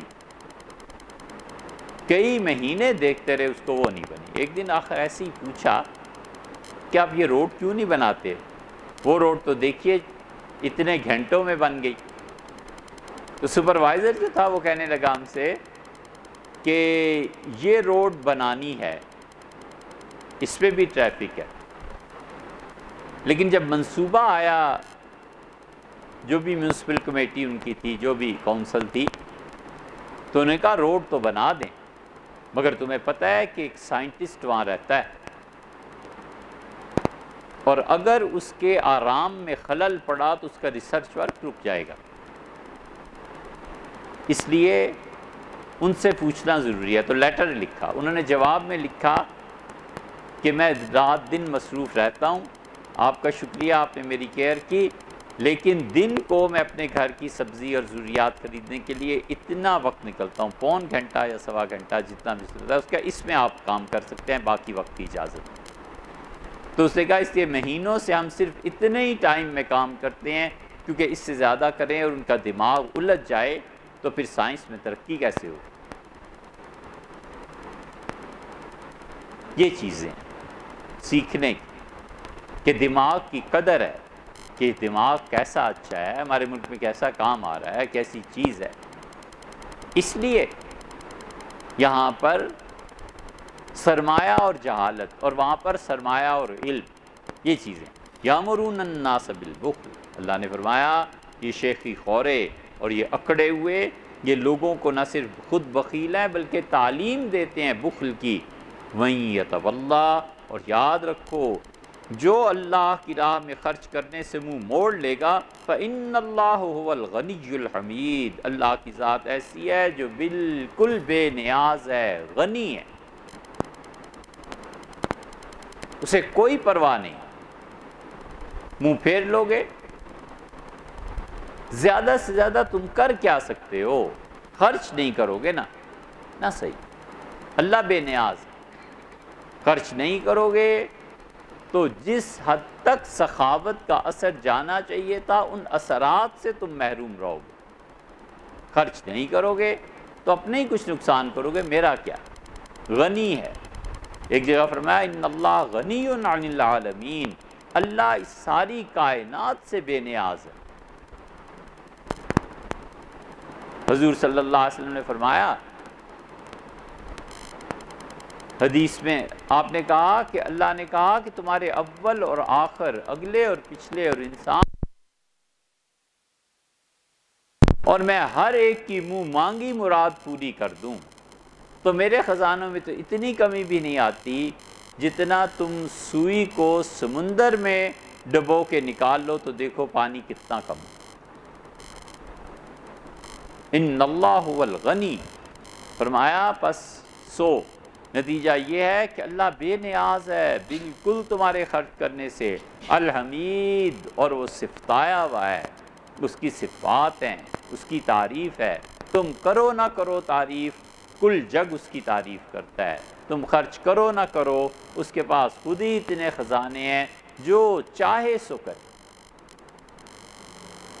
اس لیے جب آدمی کی نسبت اللہ کی صفت غنا کی طرف ہو جاتی ہے کہ بے نیاز ہے تو آدمی میں توکل مضبوط ہو جاتا ہے، وہ کہتا ہے مانگنا ہی ہے جب تو اس سے کیوں نہ مانگے، اور ضروریات کو پیش نظر رکھنا ہے کسی کے تو اللہ ہی کی نظر میں کیوں نہ رہے کہ یہ ضروریات۔ فقیروں کو آپ نے دیکھا ہے ہاتھ پھیلاتے ہیں نا، ایک ہاتھ، تو جب اللہ پہ بھروسہ بڑھ جاتا ہے تو پھر وہ دونوں ہاتھ پھیلا کے خدا کے سامنے بیٹھتا ہے، تو وہ کہتا ہے وہ ایک ہاتھ سے مانگتا ہے، میں حاضر ہوں دونوں ہاتھوں سے مانگتا ہوں، آپ مہربانی کریں۔ هو الغنی، بالکل تمہارے پیسے سے، مال سے، دولت، ہر چیز سے بے نیاز ذات ہے اللہ کی، جو منصوبے اس نے اگر طے فرما دیے نا کہ پورے کرنے ہیں تو وہ کر رہیں گے، وہ کر کے رہے گے۔ اس لیے بڑے سوچنے کی چیزیں کہ جن لوگوں کو اللہ نے مال دیا ہے وہ اپنے مال کو خدا کی راہ میں کتنا اور کیسے خرچ کرتے ہیں، اور حمید خدا کی تعریف ہے، کوئی کہے نہ کہے اس کی تعریف، چاند کو خوبصورت کوئی مانے نہ مانے وہ اپنی ذات میں چاند ہے۔ اس لیے اللہ تو اللہ ہے، مرد و عورت جو خوبصورت ہوتے ہیں وہ اپنے حسن میں خود اتنا مگن رہتے ہیں کہ دوسرے کی پرواہ نہیں۔ کاجل ہے، سرما ہے، کریم ہے، غازہ ہے، لپسٹک، کیا کیا چیزیں ہیں، وہ حسن خود اپنی آرائش میں اتنا مصروف رہتا ہے کہ وہ کہتا ہے تمہاری کیا پرواہ ہے۔ یہ چیز بے نیازی پیدا کرتی ہے۔ ہر شخص جو اپنے فیلڈ میں عروج پر پہنچتا ہے اس کو خود بخود بے نیازی حاصل ہو جاتی ہے۔ نیورو سرجن ہے، پورا شہر سلامت رہے، اس کی اپنی ایک آن ہے، وہ کہتا ہے آؤ گے تو آپریشن، کہتے ہیں نہیں آئے تو میرے علم پہ کیا فرق پڑتا ہے، کیونکہ اس کا علم اسے اپنے حصار سے نہیں نکلنے دیتا۔ جو شخص جس فیلڈ میں ماہر ہے نا اس میں ایک بے نیازی آ جاتی ہے، اور اللہ کی ذات سب سے بے نیاز ہے، کون سا کمال ہے جو وہاں نہیں۔ ہر طرح کا کمال، ہمارے تصور سے بالا تر اس کی ذات کا علم اور قدرت اور سمع اور بصر، ہر چیز وہاں ہے۔ اس لیے فرمایا یہ جو شیخیاں بگاڑتے ہیں نا اور بخل کی تعلیم دیتے ہیں، یہ نہ سمجھیں کہ خرچ نہیں کریں گے تو کچھ ہوگا نہیں، ہم اور اسباب پیدا کر لیں گے، ہم بالکل بے نیاز۔ یہ خرچ کرنا کیوں ہے اور انسانوں کے لیے فلاح ڈھونڈنی کیوں ہے؟ اگلی آیت میں فرماتے لَقَدْ أَرْسَلْنَا رُسُلَنَا، اور ہم نے یقیناً نازل کیا رسولنا، اپنے رسولوں کو بالبینات، واضح دلائل کے ساتھ، وَأَنزَلْنَا مَعَهُمُ الْكِتَابَ، اور ہم نے ان کو اپنی کتاب بھی عنایت فرمائی، والمیزان، اور اللہ نے ترازو دیا، لِيَقُومَ النَّاسَ بِالْقِسْطِ، تاکہ جتنے بھی انسان دنیا میں ہیں یہ سب انصاف کے ساتھ رہیں۔ اس کائنات کے قیام میں اللہ کی جو حکمتیں تھیں، فرمایا اس کے ساتھ ساتھ ہم نے رسولوں کو نازل کیا۔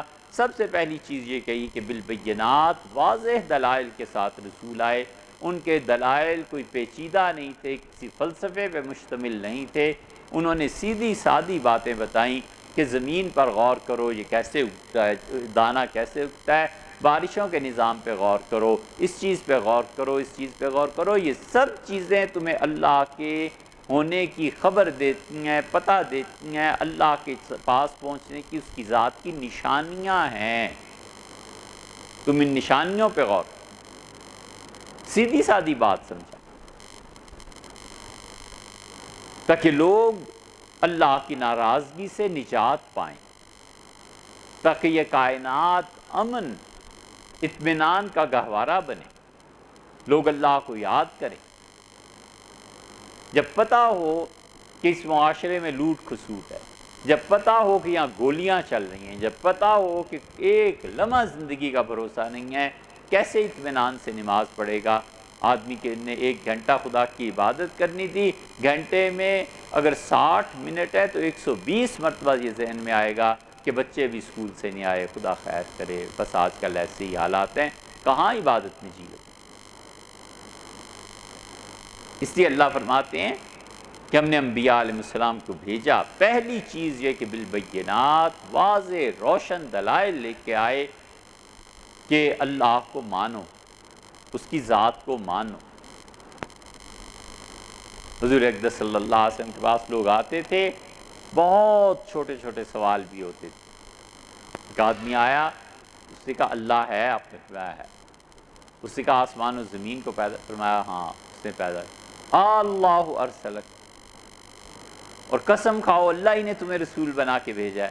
حضور صلی اللہ علیہ وسلم قسم کھاتا ہوں اللہ ہی نے رسول بنا کے بھیجا۔ کہتا ہے اچھا پھر کیا چیز مجھ پہ فرض ہے؟ 5 وقت نماز، حل علیہ غیرہ، ان 5 نمازوں کے علاوہ بھی کچھ ہے؟ فرمایا نہیں۔ اور کیا فرض ہے؟ روزے رمضان، حل علیہ غیرہ، رمضان کے علاوہ بھی؟ فرمایا فرض نہیں۔ مال خرچ زکوٰۃ، حل علیہ غیرہ، مجھ پہ اس کے علاوہ کچھ نہیں۔ حج کر، اور وہ اپنے اونٹ پہ سوار ہے، نیچے بھی نہیں اترا، سوالات ہی کرتا جا رہا ہے۔ حضور صلی اللہ علیہ وسلم بھی نیچے بیٹھے ہوئے جوابات دیتے جا رہے ہیں، اور کہتا ہے کہ اللہ لا ازید علی ھذا ولا انقص، اللہ کی قسم زندگی میں بس نہ اس سے زیادہ خدا کی عبادت کروں گا نہ اس سے کم کروں گا، بس 5 نمازیں ہی پڑھوں گا، حج بھی کروں گا، زکوٰۃ بھی دوں گا۔ اور اونٹ کو لے کے چل پڑا۔ حضور صلی اللہ علیہ وسلم افلح الرجل ان صدق، اگر یہ اپنے وعدے پہ قائم رہا نا بالکل نجات پا گئے۔ انبیاء علیہ السلام بڑی سادہ باتیں، بہت سادہ انداز، کوئی پیچیدہ باتیں نہیں ہیں۔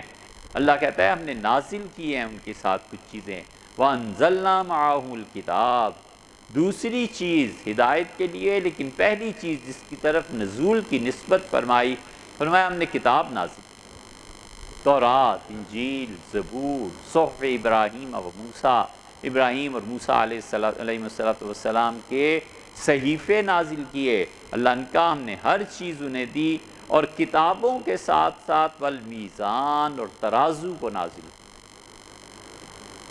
یا نازل کرنے کا مطلب یہ ہے کہ بھیجا، ترازو قائم کیا، انصاف کے ساتھ، عدل کے ساتھ۔ انبیاء علیہ الصلوۃ والسلام کا دنیا میں بھیجنا سب سے بڑی غایت اور سب سے بڑا مقصد دنیا میں عدل کا نظام قائم کرنا ہے۔ عدل کا نظام عقیدے میں بھی کہ جس نے دیا ہے اسی کی پرستش کی جائے، عدل کا نظام عقیدے میں بھی کہ جس نے حکم دیا ہے اس کی اطاعت کی جائے، عدل کا نظام انصاف کا عقیدے میں کہ نبوت جہاں ختم ہے بس ختم، عقیدے میں عدل، اللہ نے تقدیر کا حکم دیا ہے، ماننا ہے، میری سمجھ میں آئی یا نہ۔ اور عدل کا نظام عقیدے کے بعد اعمال میں عدل کرو، جتنا وقت چاہیے عبادت کو اتنا وقت دو، جتنا وقت تمہاری اپنی ذات کو چاہیے اتنا دو، بچوں کو چاہیے اتنا وقت انہیں ملنا چاہیے۔ ہر چیز میں عدل، ہر چیز میں انصاف، ڈنڈی بالکل برابر رہے، کوئی پلڑا اور پہلو جھکا ہوا نہیں ہونا چاہیے۔ لِيَقُومَ النَّاسَ بِالْقِسْطِ، اللہ نے فرمایا ہم نے اس لیے میزان کو نازل کیا تاکہ لوگوں میں انصاف قائم رہے۔ یہ انصاف اتنی بڑی چیز ہے، یہ انصاف اتنا مفقود ہوا ہے، اتنا ختم ہوا ہے کہ اللہ کا عذاب اب اگر نازل ہوتا تو ہر شہر کی کچہری پہ نازل ہوتا جہاں ظلم ہی ظلم، انصاف کا تصور ہی نہیں۔ یہ حال عہدوں اور حکومتوں کو دیکھ کر فیصلے کیے جاتے ہیں، شخصیات کو دیکھ کر فیصلے کیے جاتے ہیں۔ پہلے لوگ کہتے تھے وکیل کریں گے، اب کہتے ہیں عدالت ہی کر لو، جج ہی کر لو، وکیل کیا کرنا، اتنے پیسے ان کو دے آؤ۔ انصاف ایسا ختم ہوا ہے، اس کا مطلب ہے کہ انبیاء علیہ الصلوۃ والسلام کے آنے کا جو مقصد تھا، اس امت نے ان مقاصد میں ایک مقصد کو فنا کر دیا ہے۔ اللہ کہتا ہے لِيَقُومَ النَّاسَ بِالْقِسْطِ، تاکہ ہم نے ترازو اس لیے نازل کیا اور کتاب بھی تاکہ دنیا میں انصاف قائم ہو۔ حضور صلی اللہ علیہ وسلم کو خیبر میں زمین ملی تھی، اور خیبر کی اس زمین میں فصل ہوتی تھی، مدینہ منورہ آتا تھا جو بھی چیزیں پیدا ہوتی تھی، کھجور۔ عبداللہ ابن رواحہ رضی اللہ عنہ جاتے تھے اور جا کر کھجوریں، مزارعت تھی نا، رکھی ہوئی ہوتی تھیں، وہ دو ڈھیر بناتے تھے، کہتے تھے یہودیوں سے کہ ایک ڈھیر نبی کریم صلی اللہ علیہ وسلم کا اور ایک ڈھیر تمہارا ہے، میں نے اپنی بساط کے حد تک دو لگا دیا ہیں، میں وہاں جا کر بیٹھ رہا ہوں، جو تمہارا جی چاہے اٹھا لو۔ اس سے زیادہ کیا انصاف کا تصور؟ اور جو بچ جاتا تھا رسول اللہ صلی اللہ علیہ وسلم کے لیے آ جاتا تھا۔ ایک مرتبہ ایک یہودی عالم تھا، اس نے آ کے عبداللہ ابن رواحہ رضی اللہ عنہ کو چوما اور اسے کہا جب تک تمہارا یہ انصاف قائم ہے نا، کوئی تمہیں زمین و آسمان سے ہٹا نہیں سکتا۔ گاہ آسمانوں کی برکتیں مراد کی تھی اور زمین میں عزت، دونوں چیز رہیں گی یہ جب تک تمہارا انصاف قائم۔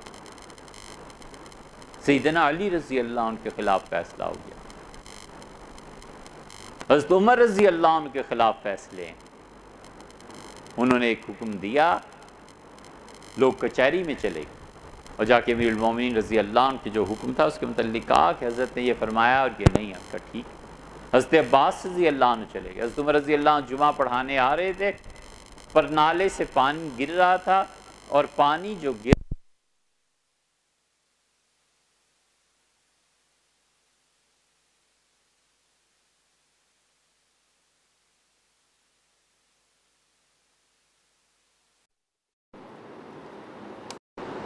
خون تھا، چوزا یا کوئی چیز ذبح کی گئی تھی، اس کا خون تھا، پانی میں مل گیا، بہایا، پانی ہٹا دیا گیا پرنالہ۔ حضرت عباس رضی اللہ عنہ عدالت چلے گئے کہ میرے گھر کا پرنالہ کیوں ہٹایا ہے؟ امیر المومنین کو نہیں پتا، حضور صلی اللہ علیہ وسلم نے بدست نفیس خود تشریف لائے تھے اور اس پرنالے کو انہوں نے لگایا۔ امیر المومنین نے کیسے ہٹا دیا؟ سیدنا عمر رضی اللہ عنہ کو دوبارہ لگانا پڑ گیا۔ گھر تھا، حضرت عمر رضی اللہ عنہ نے کہا مسجد نبوی میں توسیع کرنی ہے، گھر دے دیں، نہیں دیا حضرت عباس رضی اللہ عنہ کا، حضور صلی اللہ علیہ وسلم مجھے یہاں چھوڑ کے گئے۔ عدالت میں مسئلہ چلا گیا، عدالت نے کہا کسی کا گھر کیسے لیا جا سکتا ہے، مسجد کا کچھ اور کریں، عباس کا گھر نہیں دیا جائے گا۔ پھر حضرت عباس رضی اللہ عنہ خود آئے اور اپنی خوشی سے گھر دے دیا۔ یہ سب چیزیں انصافی کا تو قیام تھا۔ حضور صلی اللہ علیہ وسلم نے لوگوں کے ہاتھ میں درہ دیا اور فرمایا اسے پکڑو، اور اگر کبھی میں نے مار دیا ہو تو آج مجھے مار۔ وفات سے چند دن پہلے، 2-3 دن پہلے مسجد نبی میں تشریف لائے اور فرمایا میں نے کسی کو جسمانی تکلیف دی ہو تو مجھ سے لے لو، اللہ مجھے نہ پوچھے۔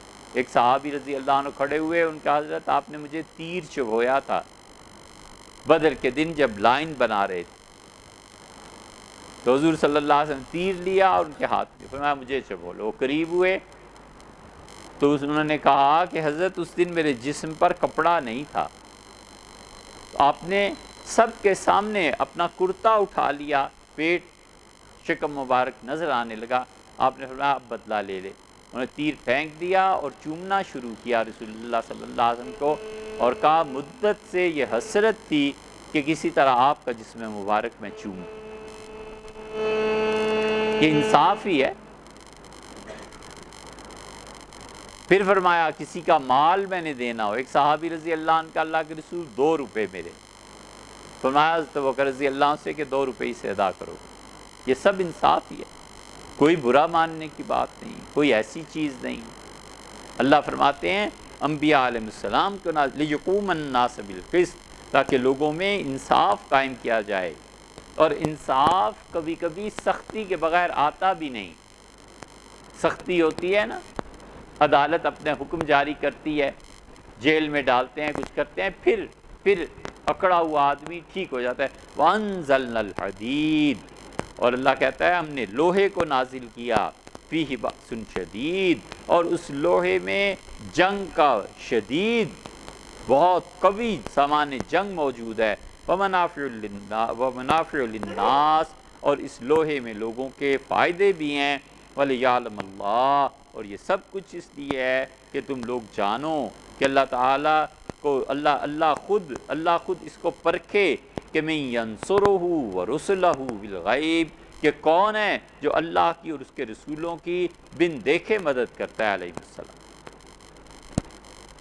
انزلنا الحدید، لوہے کو نازل کیا، سٹیل فیکٹریز، اس لوہے سے اسلحہ بنتا ہے۔ اسی لیے تو اللہ کے منکر اور شرک کرنے والے آفرز دے۔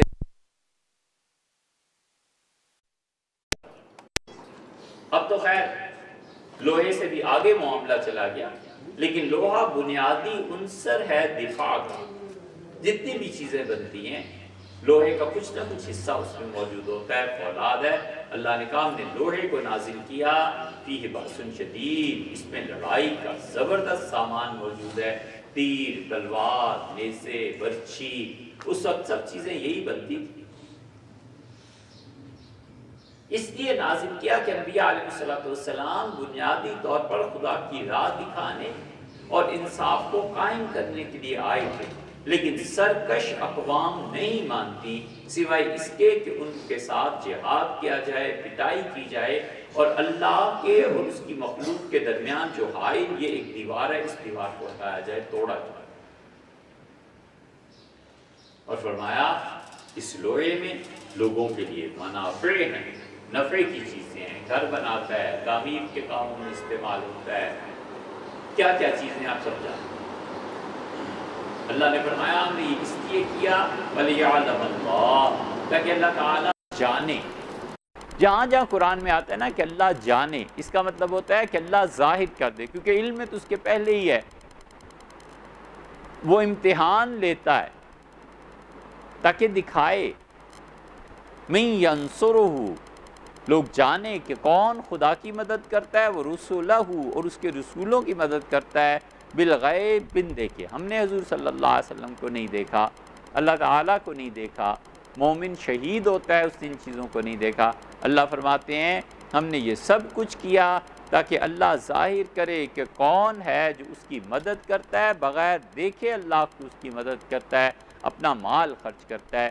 اسی لیے اللہ نے فرمایا انما یعمر مساجد اللہ، اور اللہ کی مسجدیں، اس پہ مال تو بس وہ خرچ کرتے ہیں جو اللہ اور آخرت پہ ایمان رکھتے ہیں۔ اور اسی لیے رسول اللہ صلی اللہ علیہ وسلم نے فرمایا کہ تم دیکھو جو شخص مسجد کی خدمت کر رہا ہے اس کے مومن ہونے کی گواہی دو، اس لیے کہ مال کس کو عزیز نہیں ہوتا، مگر وہ کچھ قربانی تو کرتا ہے، دل پہ تھوڑا سا تو بوجھ آتا ہے کہ پیسہ کم ہو جائے گا، کیا ہوگا، اس کے باوجود اللہ کی رضا، اللہ کی خوشی، اللہ کے پیش نظر کہ رب راضی رہے۔ اللہ فرماتے ہیں کہ سب اس لیے ہے کہ بن دیکھے اللہ کو اور اس کے رسولوں کو علیہ الصلوۃ والسلام تم مال خرچ کرو، انصاف کے نظام کو قائم کرو، اور اگر تمہیں ضرورت پیش آ جائے جہاد کی تو لوہا ہم نے نازل کیا ہے، اس کو جہاد میں استعمال کرو، تاکہ دنیا میں وہ طاقتیں جو انصاف کو قائم نہیں ہونے دیتی، جو اللہ کی راہ میں رکاوٹ ہیں، ان کو ہٹایا جائے۔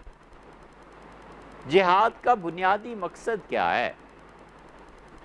کیا ضرورت پڑی تھی صحابہ کرام رضی اللہ عنہ کو اٹھ کھڑے ہوئے اور ہر طرف گئے؟ بنیادی مقصد یہ ہے کہ مخلوق خدا یہ جانے کہ اللہ نے کیا چیز جائز قرار دیا ہے، کیا ناجائز قرار دیا ہے، وحی کا نظام نافذ ہو، اور اس وحی کے نظام میں جو رکاوٹیں ہیں انہیں دور کیا جائے، انہیں آسانی سے دور کیا جائے، کہا جائے بھائی آپ اس حکمرانی اور لوگوں کی قیادت کو چھوڑ دیں، ہٹ جائیں، ہم اللہ کا نظام لانا چاہتے ہیں، اور اگر آپ کچھ ٹیکس دیتے رہیں ہم آپ کا دفاع کریں گے، آپ کو پروٹیکشن دیں گے، آپ کے ملک کو پروٹیکشن دیں گے، آپ کے دشمنوں کو نہیں آنے دیں گے، آپ ٹیکس دے دیجئے جزیہ۔ یہ بھی نہیں مانتے، پھر اب اس کے علاوہ کیا صورت ہے کہ آپ کو زمین سے مٹا دیا؟ یہ فلسفہ اور یہ چیز شریعت نے دی، امریکہ نے بھی ایک آرڈر جاری کیا، انہوں نے کہا دنیا کی جو جو اقوام ہمارا آرڈر نہیں مانیں گی ہم جبراً ان کو منوا لیں گے۔ ہم جو نظام دیتے ہیں اس کی بنیاد وحی ہے، اور وہ جو نظام دیتے ہیں اس کی بنیاد عقل ہے۔ وہ کہتے ہیں ہر چیز جو عقل میں ہے وہ ٹھیک۔ آخری انتہائی غلط فیصلہ جو امریکہ کی سپریم کورٹ نے کیا وہ یہ کہ ہم جنس پرستی میں عورتیں عورتوں سے اور مرد مردوں سے شادیاں کریں۔ اس فیصلے کو ذرا تفصیل سے پڑھیے۔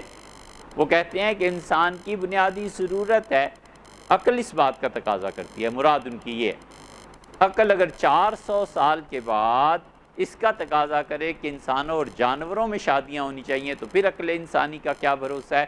پھر کہیں گے کہ ارے یہ انسانوں سے شادیاں کرتے تھے، جانوروں کو چھوڑ دیتے تھے، یہ تو بہت ہی نالائق تھے۔